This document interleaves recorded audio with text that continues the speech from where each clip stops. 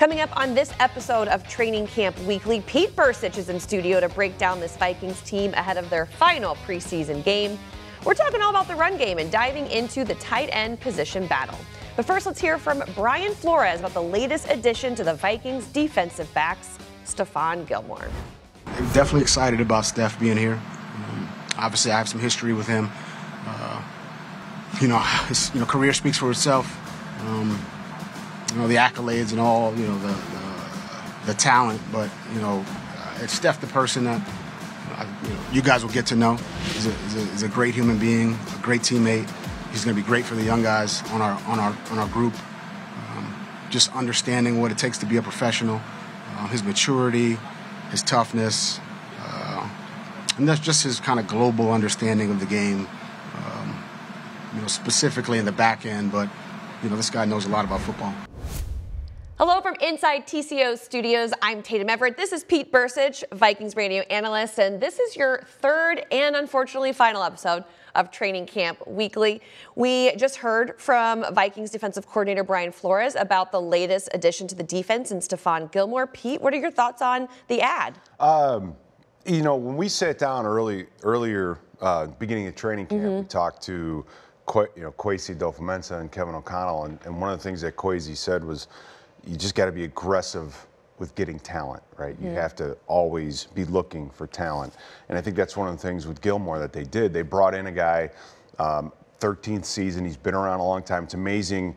We had a young secondary 2 years ago. Now we have a very veteran secondary. The thing about Gilmore that I like, though, is if you look at his last 2 seasons, he had 17 starts and 16 starts. So he hasn't missed a lot of time over the last couple of years. That's one of the things you worry about when guys get in their 30s. The only thing now is has he lost a step, or is he going to still be able to, run and compete? Which I'm sure he'll be able to do that. So, smart player, veteran player, been around, been with Flores, spent some time with Pettin as well. So coaches are familiar with him. Going to give us some versatility, the ability to play some man, do some other things, I think, in zone. So I think it's a great ad, and we're working on that secondary one piece at a time. That's exactly right. It's interesting. I think now there are 5 guys who have at least 5 years of experience at that position, when that was not the case this time last year. No, guys didn't have, when we started the season, a bunch of guys didn't have to shave, and now you got a bunch of gray hairs. So it's like they got veteran real quick. There you go. Yeah, long in the tooth. Room. Yes. Well, I want to stay on the theme of defense, because there are a lot of new faces in the defensive front. And I was wondering what you're looking forward to seeing from those guys this season. You think about the defensive front, and probably the 3 guys in the middle get the least amount of attention. Yeah. And spending some time being able to go to the practices in Cleveland, Jerry Tillery really stood out. Now, Jerry Tillery, if you've seen him and met him, wears 300 pounds as well as anybody I've ever seen. He's an unbelievable talent. He was a first-round pick. He just hasn't been able to put all the pieces together and I think live up to that expectation.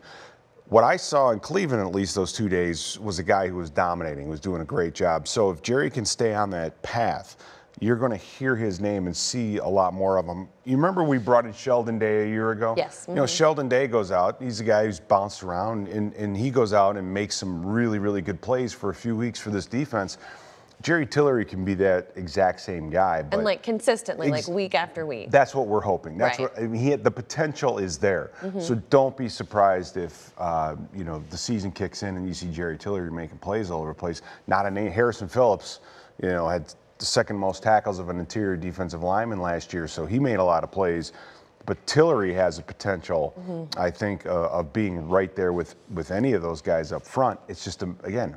Will he be able to put it together? Thus far he has, but we will wait and see. Yeah, it definitely gives Harrison Phillips some time off this time around. I think Brian Flores has talked about him having maybe a little too many snaps last season, so now a guy like Jerry Tillery can help with that. And an interesting point is most teams that are 3-4, they're going to have 3 defensive tackles, but they're going to be 2 deep across the board. We were going into games with 5, I think even a couple times just 4 interior defensive linemen. So no matter who you are, you're getting a lot of playing time. So hopefully we could add some more depth to, with the Levi Drake Rodriguez's of the world, be able to dress 5, maybe 6 guys. And so that would cut down on that need for playtime. Another name that I wanted to spotlight in that group is Jihad Ward.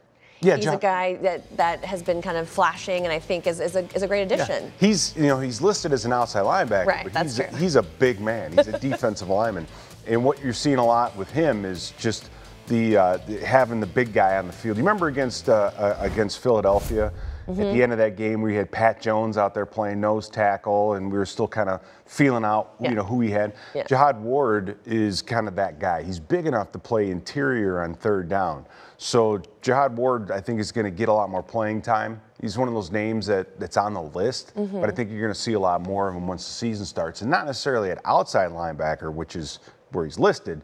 I think he's going to be more of an interior defensive lineman on third downs, and looking forward to seeing what he can do. Sure. I mean, a common theme with this defense and under Brian Flores is these players are versatile. He moves them around into so many different places. So Ward really fits that bill to a T. He actually spoke to the media earlier this week at training camp, and here's what he had to say about playing for Brian Flores. Just taking advantage of all my opportunities, man. Do what I got to do. You know what I mean? Learn the playbook, and long story short, just having a good time out there. That's all I'm doing. How tough is it when the position is as competitive as it is on that depth chart? I mean, it is what it is. You go out there, compete. The more you can do, that's what Flo likes. So that's what I'm here to do. You know, I'm very versatile. So whatever position he put me in, whatever personnel he wants, I'm here to dominate. That's all that matters. Ward is one of several new faces on a defense that ranked 8th in the league at rushing yards allowed. Conversely, this Vikings team is trying to beef up their run game after ranking 29th in the league. And the backfield has a new star in it, Aaron Jones. He'll be the starter this season. However, there are several names that are behind him looking to get more snaps this season. How do you see that playing out this season? It was interesting to see Ty Chandler didn't dress for the Cleveland game, which obviously says he's ready to go. The guy that's really impressed me, though, is Kene Wanwu. And for Kene, he's one of those guys where you don't know what quite to do with him. He's so talented, but he's looked more like a running back the last couple of weeks than I've seen him yet. His ability to stay square at the line of scrimmage, to bounce off tacklers. He's been extending plays with his legs, and so he already has that unbelievable speed. Now he's starting to get some of those running back characteristics, and he's had some struggles staying on the field with injuries and things, but I think he's turned the corner on that. So my point is that it may be a three-man type of a rotation, and I think I've seen enough, or we've all seen enough out of Kene to really consider him another option at the running back position. So you have those three, and then combined with Blake Brendel, who I think is doing a good job bringing a lot of size at that offensive line. We'll see what happens on the other side at guard. Walter Rouse, I think, has done well, and Michael Juergens as well. I think Rouse has been very impressive, especially in the run game side. So we need to have an identity in the running game. We haven't quite had one. Aaron Jones, I think, has enough gravitas to establish that, to say, hey, we need to do some things for our veteran, for our guy.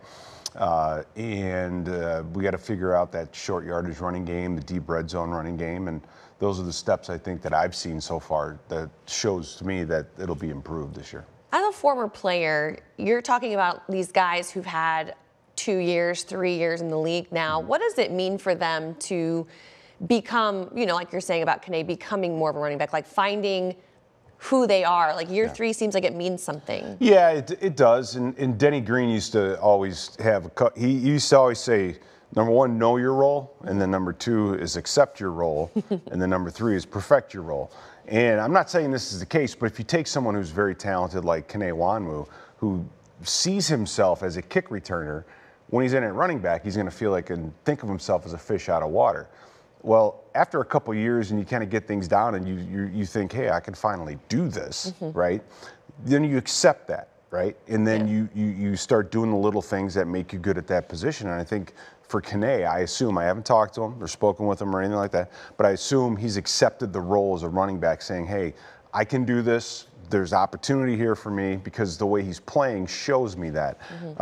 And so getting these guys to getting these guys to accept their roles and know their roles, it's helping them out. And again, Kene has surprised me on the upside. Yeah, he's definitely been really fun to watch. A position that has been fun to watch, the tight ends. Yep. It's a room that has 8 guys currently on the roster, obviously headlined by TJ Hawkinson. His timeline to return is still unknown. Kevin O'Connell did say that he was ahead of schedule, but we're still not sure when we're going to see him. So there are several names behind him in that room, Pete. We have Johnny Munt, who Harrison Smith just told me this week he thinks it's a player that could be a household name this season. You have Josh Oliver, really good run blocking tight end, but also trying to get more involved in the passing game. Robert Tonyan is a new name that we're seeing, and obviously he's been battling an injury this camp as well. But how do you see this battle playing out? Well, I mean, TJ is going to obviously be the starter when he gets back. So not really a battle there. Right, exactly. So Josh Oliver, yes, he has become, I think, more involved in the passing game. I thought he had a couple of really good practices, especially in the red zone passing game against Cleveland. So he's starting to show up more and more as a receiver. We know he can block, so he's starting to add that versatility to his game.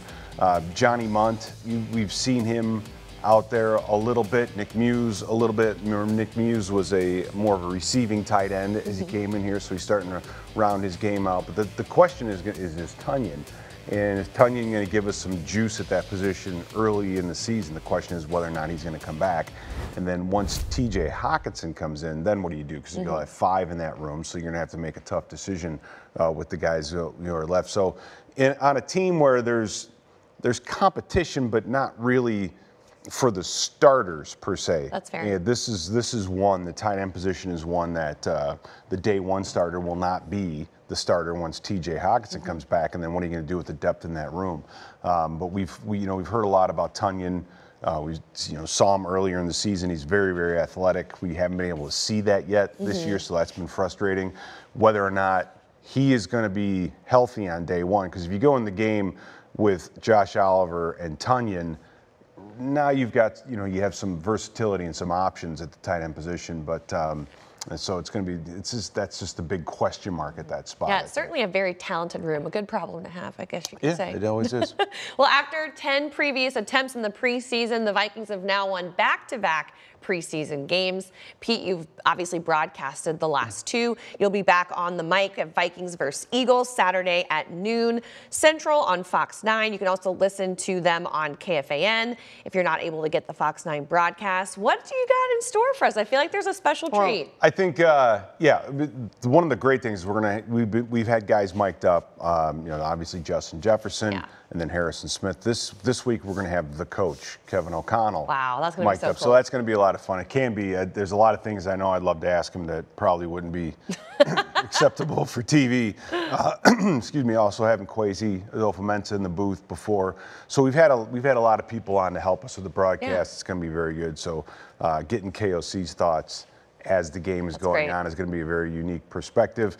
And since it's the last preseason game, guys are trying to make the team. So especially the kick returners, I'm always interested to see if they decide to take a couple out from 10 yards deep in the end zone, or field a punt at the 5-yard, at their own 5-yard line, things like that. So it can get a little crazy, but we're looking forward to having Kevin O'Connell on. Yeah, that should be a lot of fun. You mentioned that this is a very big time for a lot of guys on the team who are on the bubble. That roster cut day is Tuesday, August 27th. So we will have that to deal with. And obviously, it's different than obviously in years past where they're going from 90 to 53 with just one cut. So it's going to be a big day. It is, and I just talked to the equipment manager, and he said, "Yeah, we're ready," because they're tired of lugging around 90 sets, 90 sets of gear.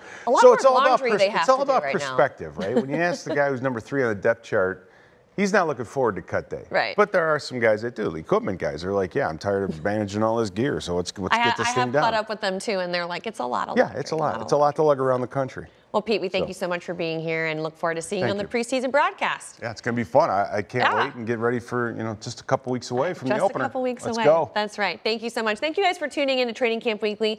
And be sure to tune in next week when we will dissect the roster cut down that will come out on Tuesday. So thank you so much for watching.